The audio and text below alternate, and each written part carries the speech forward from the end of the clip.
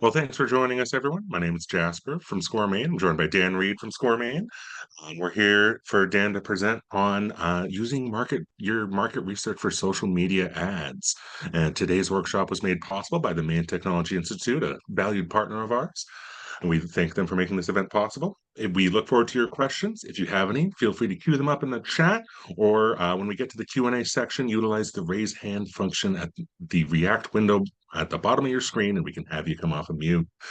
If you're not familiar with us here at SCORE, we're a resource partner of the SBA, and we help clients from all stages of the business cycle from pre-start to exit.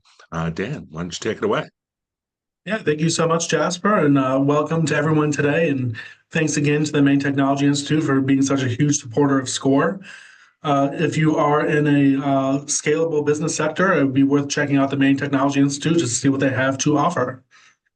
Thank you again, Jasper, and welcome to everyone. If anyone at any point in time, if you have any questions, feel free to put it in the chat or unmute yourself and ask the question. I'm more than happy to answer as we're going along. We'll be covering kind of a broad topic today with a really narrow focus on how to apply it. And there are a lot of other ways to apply it. We'll touch on that a little bit. So if you do have any questions, please feel free to make them known, and we'll go ahead and get started. Can you see my screen okay? Looks good. Perfect. Thank you everyone for joining us for Market Research for Marketing. We're going to talk a little bit about the basics of market research, kind of like how we're going to be applying these terms, and what are some ways that you can think about this in the grand scheme of how your customer thinks and how your customer approaches things. As a small business owner myself, I know it can be very easy to kind of get into the trappings, so to speak, of thinking about the business from your perspective. But it's incredibly critical to think about how your customers think about your business and how they might interpret things when you're marketing your business. So we'll be kind of covering that a little bit through the lens of ideal customer profiles. Who's a good customer for me versus who isn't the best customer for me. And just to dig into what that really means is a lot of times when you're thinking about your business, you might think, oh, well, anyone can buy something from me. And that might be true. An example of what that might look like is a gas station. But your best customers are going to be the folks who buy something from you on a regular basis and you have a good relationship with. So for a gas station, that might look like the folks who fill up their tank every morning before they go out for a day of driving around with their business, or who might come in for a coffee every morning. That's going to be a more valuable customer to you than someone who might pop in every once in a while or someone who might not have a vehicle. And we'll frame those things through the lens of psychographics and demographics, which are different ways of just categorizing personality traits so that you can more easily target people who fall into your ideal customer buckets. So from a very base level, when we're looking at this from the lens of market research, what exactly is marketing and how does this matter, right? Well, businesses have kind of a few kinds of audiences, and how people respond to your marketing is going to vary depending on how attached they are to your brand. And one way of thinking about this is I have a few different buckets here, or orbits. One way to think about it is the people who are really hardcore about your brand. And if you think about Apple products, Apple has a lot of folks who are brand loyalists, and they'll always buy the new iPhone every time it comes out. That's a good example of that, the kind of person who might be in the evangelist or brand loyalist category in relation to how invested they are in your business and purchasing from you. These are going to be the people who are your best customers. When you're writing an ideal customer profile, this is really the person that you're trying to outline here. And then, of course, there are people who might not be as familiar with your business, or they might be unfamiliar with business entirely. And they move down this list. And people can definitely move up and down this list as time moves on. If someone may have never heard of you before, they might be out of your orbit, but they might be the exact right kind of person to be in your orbit or to be a brand loyalist for you. And how you communicate to that person is how they kind of move up and down the list, depending on their preferences. And each of these examples or different buckets, so to speak, are going to respond to your marketing in different ways. A good way to think about this is, people that you know really well, you might have inside jokes with them. But for people who don't know you very well or who might not be quite in your orbit, the inside joke might go over their head. And that's a good example of kind of like how you might be able to apply this from a personal situation to a business situation. And the easiest way to figure this out is to really drill down and know your business. Is your business business to business? Is it business to customer? Are you selling to other businesses or are you selling to the general public? What are you selling exactly? Are you selling something that's a product, or maybe it's a service or an experience, or maybe it's a combination of those things? And what other businesses do your ideal customers purchase from? So that might look like if the majority of the folks who come into your store and spend a lot of money or have high ticket sales, if they're carrying an iced coffee, that's kind of an indicator that people who enjoy iced coffee are overlapped with people who enjoy your product, service, or experience. And that's really going to kind of form, or really that's kind of formed by how customers see your business. Trying to think about your business from the seat of perspective of someone who has no idea about your business will really help you drill down into knowing your business and how people are going to react and interact with you. And that really also comes down to knowing your customer. Being able to kind of put yourself into that seat of experience, you're going to need to really know who your ideal customer is and how they think in order to do that. So it's things like, where do they spend their time? When's a good time for them to purchase from you? No one likes getting that phone call at 6:30 or 6 o'clock when you're eating dinner. That most people don't like that, and that's going to reflect poorly on that business in regards to their opinion. And another thing is, everyone has gotten onto an email list where they send you about 1 billion emails, and you're just more frustrated with the fact that you have to keep sorting through their emails than you are with their product or service. And it can really turn a lot of people off. And that's a good example of like when too much contact might happen.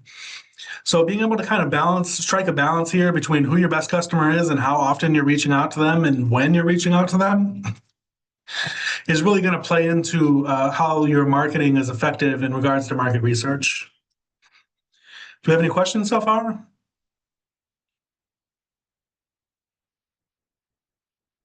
All right. If you do have any questions, again, please feel free to put them in the chat or unmute yourself, and we'll answer those. So we'll get into a bit of an example to kind of like frame how this works. I can almost hear people thinking like, oh, this is great information, Dan, but so what? Like, how do we actually make this work? How do we apply it? So we'll take a yoga studio as an example and kind of flesh that out a little bit and get a little bit more of an understanding of what this looks like on a practical level. So we'll do an example of a yoga studio opening in Biddeford, and we want to offer yoga classes in an exercise space.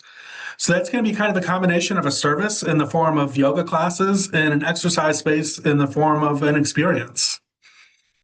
And really what we're aiming to do with this business is create a community space for people who are interested in healthy living.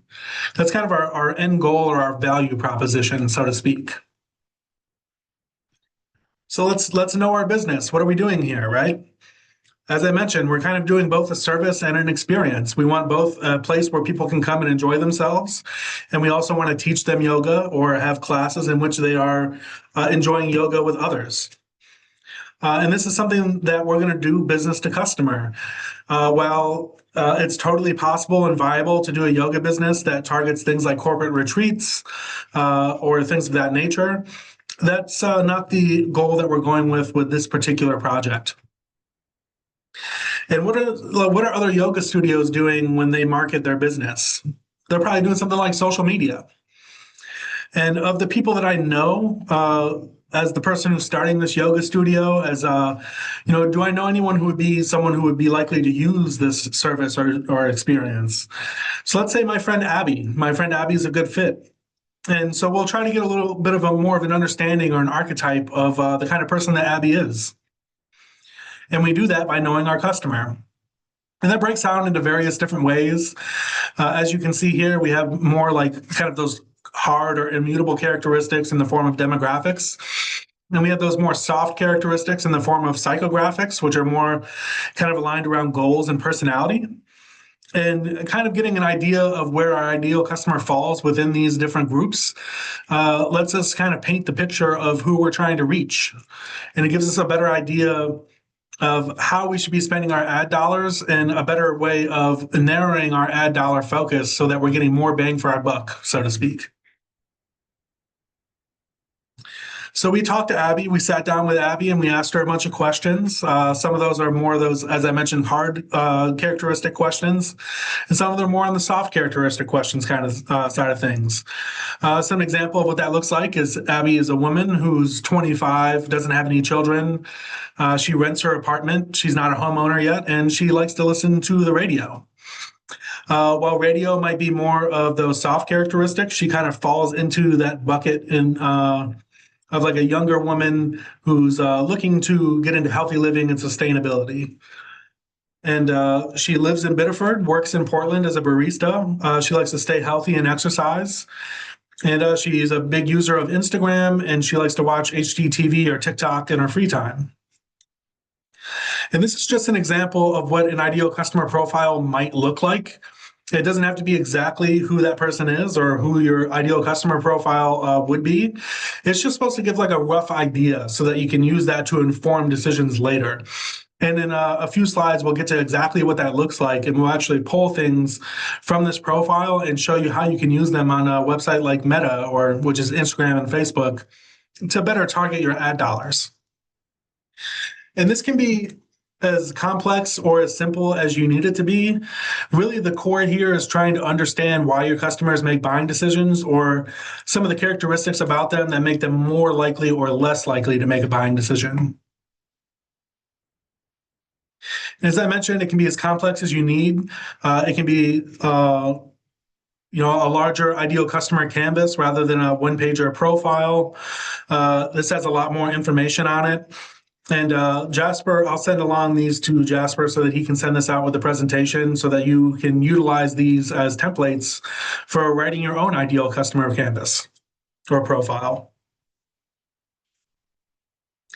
So let's really drill down into how do we understand those different orbits, and how we understand those orbits is really going to change how we market to folks and get a better understanding of how our ideal customer profile really applies here.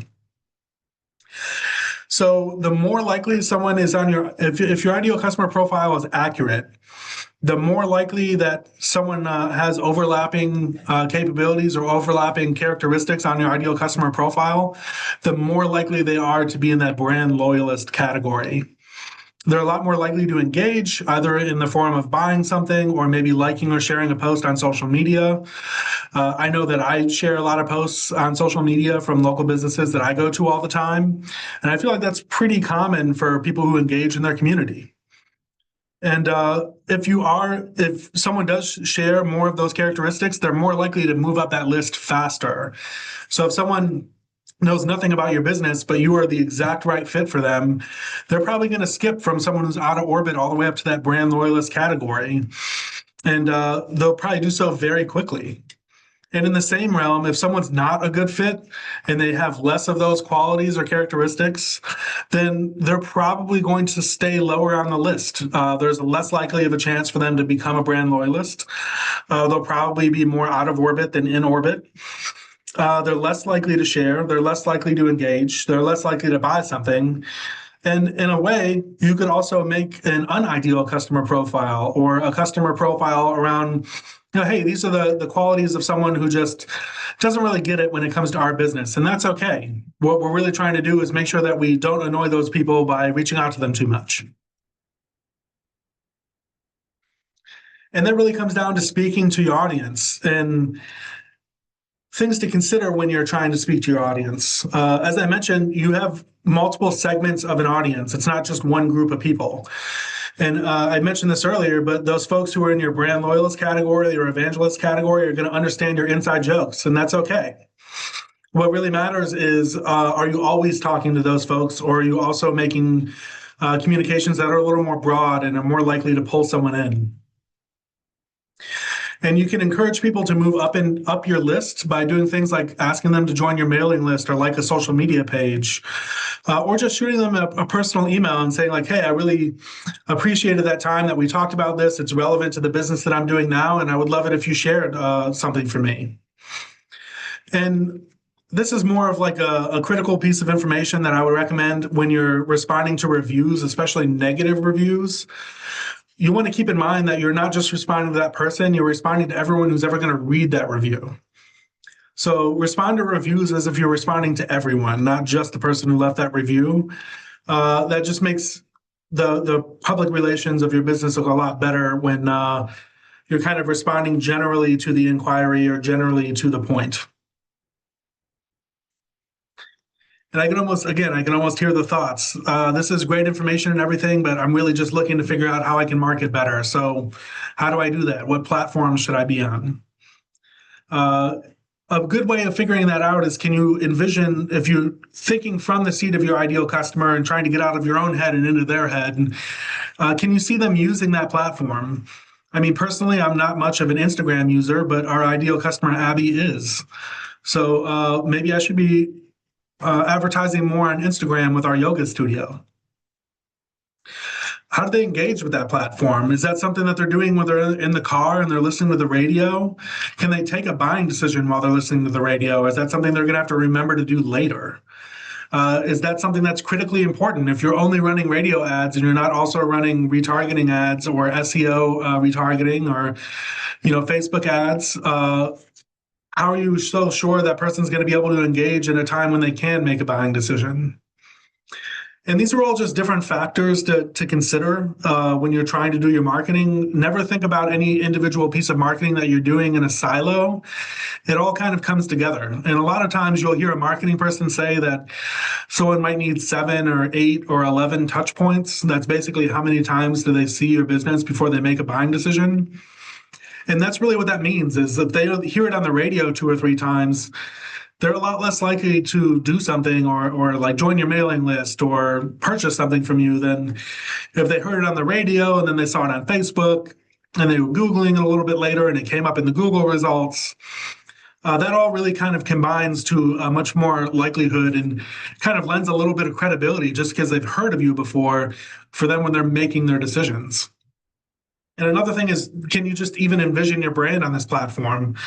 TV is huge, and it feels really good to see your brand on television, but does it make financial sense to make that move?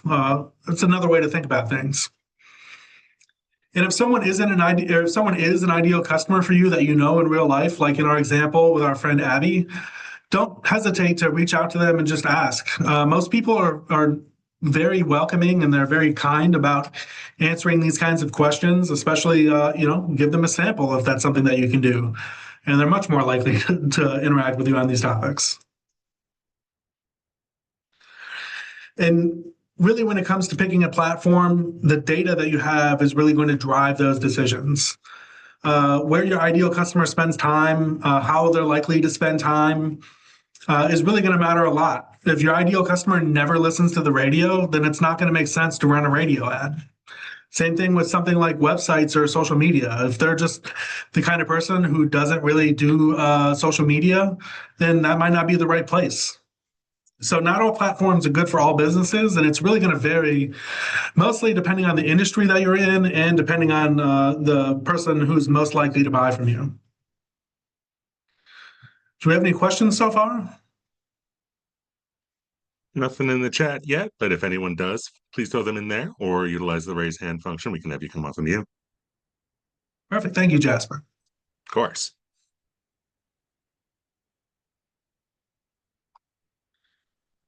So we keep moving and all butt in. Yeah. So another way to kind of think about how you might utilize a platform is whether or not it's organic or paid. A lot of times when you're just starting out, it's much easier to start on those organic platforms. Think like Facebook, for example. There's no initial starting cost to start posting on Facebook. You just get on there and you make a few posts and you share your page. It's usually something that's going to be low cost or free. It takes more time. So it takes more time to go on Facebook and organically grow your list than it would to do a Facebook ad, for example. And to really see success on these kinds of organic platforms, you have to have a really good understanding of your ideal customer and how to connect with them. And that is something that really tends to happen over a long period of time rather than something that happens immediately. If you're looking for more immediate results, you tend to see those with paid platforms because they give you instant reach outside of the people who already know about you. What you're doing is you're making an appeal to folks who probably never heard of you before and trying to get them to make an action. And that's something that really only happens on paid platforms because a lot of times on organic platforms, they've already liked your page, they know about you, and you're just kind of sharing it to those folks, which means that the turnaround time for results is typically a lot faster. And a strong customer profile directly helps with targeting so that you can get better results. And a good marketing strategy is going to eventually use both of these things. While you're just getting started, it might be much easier and more cost effective to just work with organic platforms. But to really kind of scale and continue growing, paid platforms are going to be more than likely a critical component. So just with what we've kind of talked about so far, we've talked a bit about social media for our yoga studio. But for the folks that we have with us today, what are your thoughts in regards to what we should be advertising on? Do you think we should be advertising our yoga studio on Instagram or LinkedIn? I was going to pipe up. I'd say Instagram. Instagram? Yeah, younger audience and, the image focus for a yoga studio sounds a lot more fitting for a yoga studio.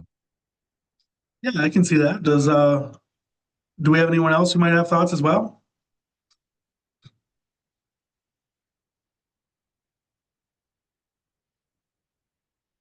Yeah, so this kind of gets to what we were talking about earlier, where a yoga studio could go either direction. If we're creating a community space, Instagram might make a lot more sense. And in this case, we are. So I would say Instagram is the way to go.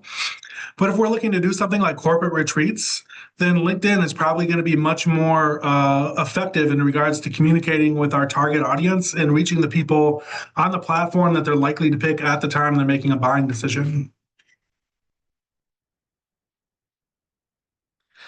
And to kind of move beyond just how can we interact with on a basic level with advertising platforms, what are some great ways to use our ideal customer profile and marketing research to boost our growth? And this is an organic way to do that is co-marketing. Co-marketing is when two businesses are collaborating on a goal. It might be an event, it might be a sale, it might be a crossover. And really what the goal here is to market to each other's audiences. So you are giving them credibility through the collaboration to your audience, and their audience is getting the credibility with you through their collaboration. And this is a great way to kind of boost your initial audience and kind of grow your audience to a larger size by investing time and energy in relationship development with other businesses. And when you're working with another business, you want to make sure that you have a lot of overlap with your target market so that it makes sense to do that co-marketing. And I have a few examples of what that looks like here in a slide or two. Another thing you can do is use it on more traditional media platforms, things like newspapers or radio. TV, radio, and newspapers all have what they call viewer profiles. Looks like we have a question in the chat here. Yeah, James is asking, I write and market Christian publications business to consumer, but I interview secular experts for these Christian pubs B2B. So I wonder if you use LinkedIn for this. Yeah, I mean, it looks like you kind of have two different ideal target customers here. One is your interviewees, so the people who you're interviewing, which are probably more likely to be found on LinkedIn. And then you have your broader audience, so your B2C audience, which might be on LinkedIn, but LinkedIn might not be the right place for those folks to be engaging in the kind of content that you're developing. So that's really something that you'll want to kind of drill down on and maybe write two different ideal customer profiles. one that's a little more internal for the folks who you're going to be interviewing, and one that's a little more external for the folks that are be consuming. And that'll kind of give you a little bit more of an understanding of how you'll be able to reach both audiences and targets. And to return to traditional media platforms, everyone knows this. The Super Bowl commercials are always huge every year. But that's still marketing to a specific target audience. There's only kind of a specific group of folks who are more likely to watch the Super Bowl than everyone else. And that kind of plays a huge part into how these companies market and target and the kinds of commercials that they make. And that's true on a smaller level as well. And one of the ways that you can do this is provide your ideal customer profile to your agent or underwriter, because they have viewer profiles or reader profiles, and they'll be able to set you up with a good time slot, or good, creative content in order to reach the audience that you're going for. I would really look at engaging with your underwriter or agent as someone who's going to be partnering with your business on trying to get the word out there.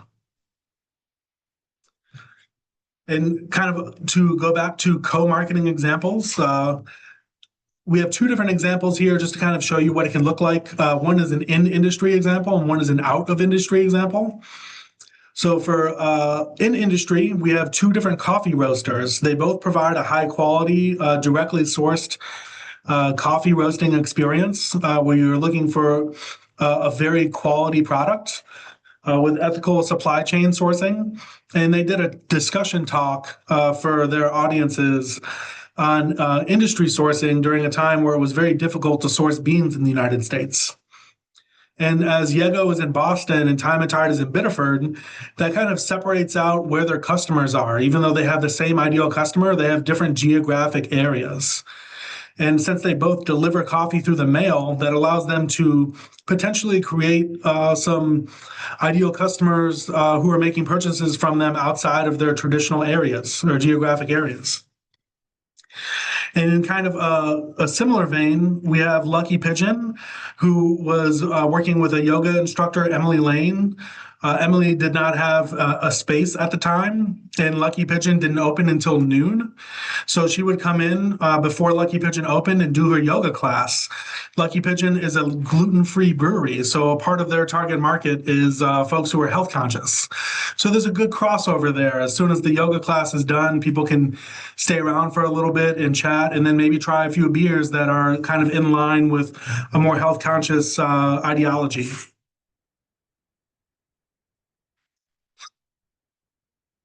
And here's an example of how we can really take that ideal customer profile that we created earlier with our friend Abby and utilize it for meta ads. So this would be for Facebook and Instagram, and how this can directly help on those platforms.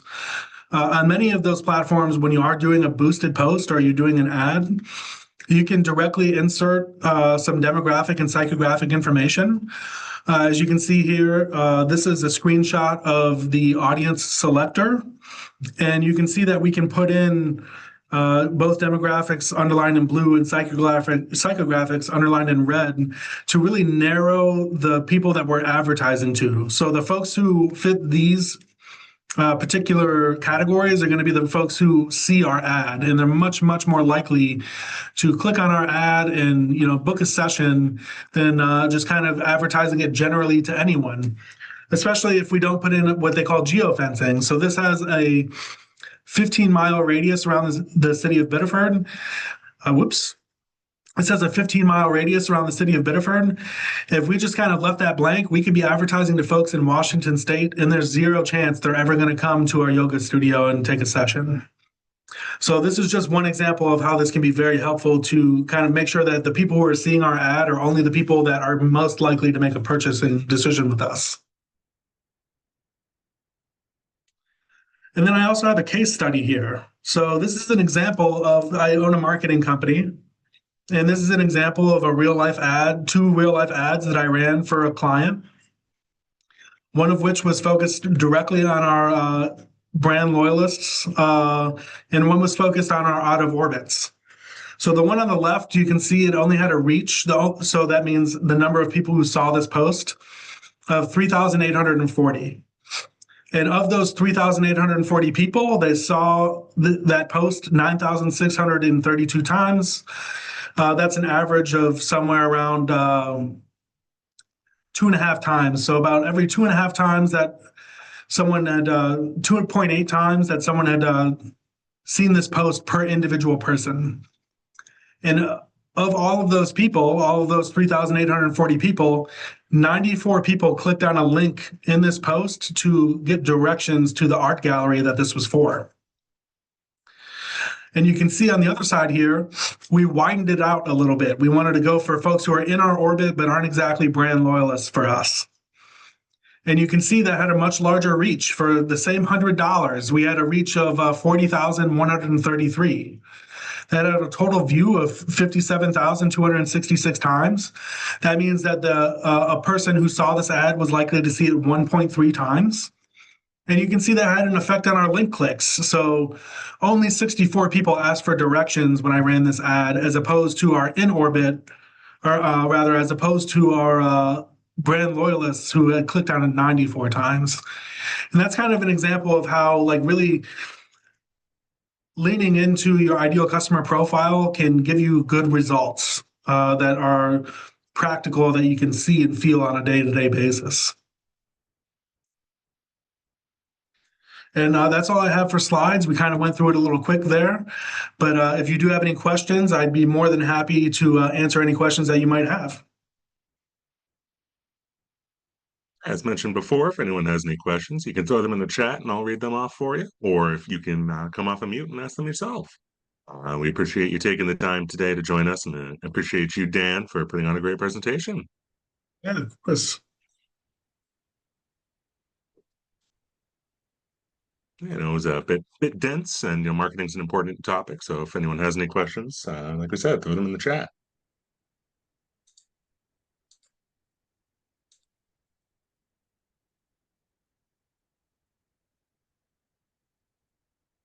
Well, if there isn't, I suppose we could wrap up early, if that's all right with you, Dan. Yeah, no problem. I'm happy to stay on here for another couple of minutes just in case there is someone who might be typing in the chat. Otherwise, thank you everyone very much, and look forward to seeing you on the next one. Yeah, and as a quick blurb from us here at SCORE, we want to thank everyone for attending.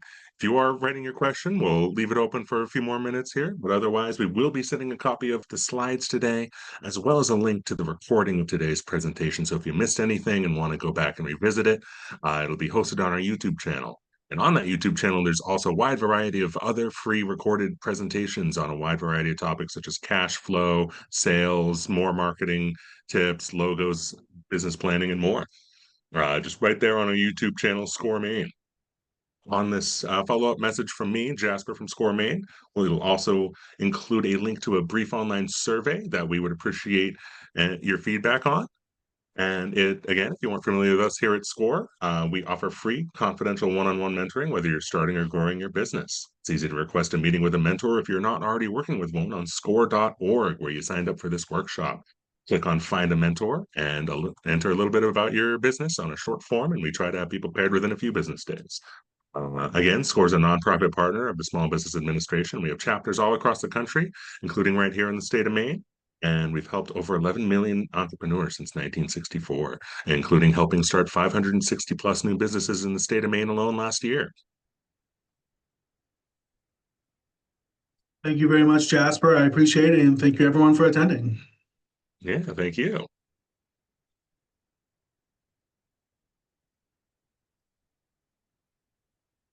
Have a good day, everyone.